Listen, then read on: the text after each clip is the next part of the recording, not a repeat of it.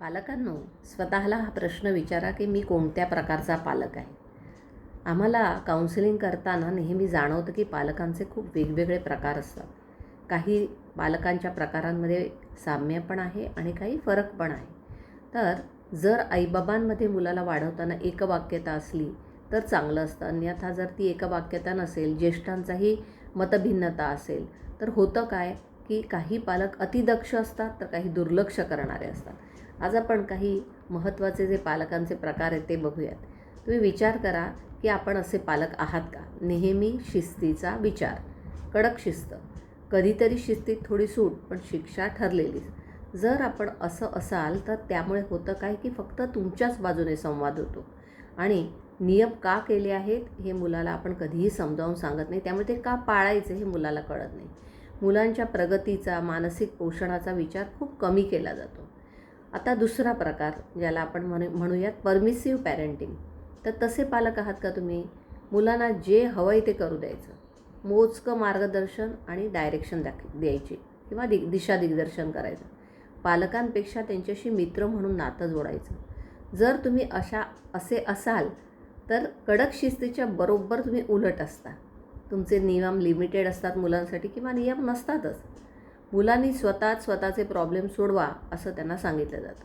मुक्त संवाद असतो, अगदी मोकळेपणाने बोलता येतं मुलांना. मुलांना कुठल्याही प्रकारची दिशा दाखवली जात नाही. त्यांनी स्वतःच आपली दिशा ठरवावी असं स्वातंत्र्य दिलं जातं.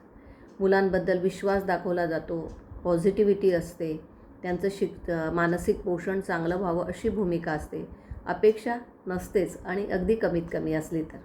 असे आहात का तुम्ही? तिसरा जो प्रकार आहे तो अनइन्व्हॉल्व्ड पॅरेंटिंग. तुम्ही असे पालक आहात का? इतकं स्वातंत्र्य की मुलांच्या मार्गात आडवेच येत नाही. इतकं स्वातंत्र्य देतात कारण स्वतःच गोंधळलेले असतात. काय करावं, कसं मोठं करायचं मुलांना हेच त्यांना कळत नाही. मग हवं तसं वागा. जर तुम्ही असे पालक असाल तर ठराविक नियम नसतो, पद्धतच नसते. पालक म्हणून मला काय करायचं आहे याची माहिती नसते. मुलांची काळजी कशी घ्यायची ठाऊक नसतं. त्यामुळे मुलांचा आणि या पालकांचा संवाद अतिशय मर्यादित असतो. मग मानसिक पोषणाबाबत जागरूकता कुठून असणार आहे? खूप कमी अपेक्षा किंवा अपेक्षाच नसतात. आता चौथा प्रकार जो आहे तो आहे असा की रिझनेबल आणि मानसिक पोषणाबाबत खूप जास्त पॉझिटिव्हिटी असते. मुलांकडून हाय क्वालिटीच्या उच्च दर्जाच्या अपेक्षा असतात. स्वतः खूप शिस्तप्रिय असतात आणि मुलांनाही शिस्त लागावी अशी अपेक्षा असते. जर तुम्ही असे असाल तर तुमचे शिस्तीबाबतचे नियम स्पष्ट असतात. नियम का केले गेलेत याच्याची कारणमीमांसा मुलांना सांगितलेली असते.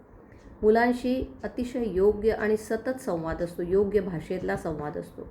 उच्च दर्जाच्या अपेक्षा असतात, ध्येय असतात आणि मुलांशी ते संवादातून त्यांना सांगितलं जातं. या चारपैकी आपण कुठल्या प्रकारचे पालक आहोत हे तपासण्याची गरज आहे. काहींना असं वाटेल की मी तर यापैकी कोणत्याच प्रकारात बसत नाही. म्हणजेच या चार प्रकारातल्या काही मोजक्या बाबी एकत्र करून पालकत्व निभावलं जातं. वास्तविक तुम्ही आपलं मूल कसं आहे त्याच्यासाठी कोणत्या प्रकारचं पालकत्व योग्य ठरेल, उपयोगी ठरेल हे पहा.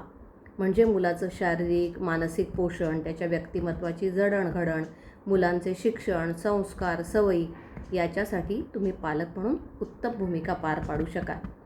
पालकत्वामुळे होतं काय की कदाचित तुम्ही तुमच्या मुलांचं भविष्य तयार करू शकणार नाही, पण जर तुम्ही आपल्या मुलांना उज्ज्वल भविष्याकरता तयार जरी केलं तरीसुद्धा तुमची जबाबदारी पुरेशी आहे असं म्हणायला हरकत नाही आहे. धन्यवाद.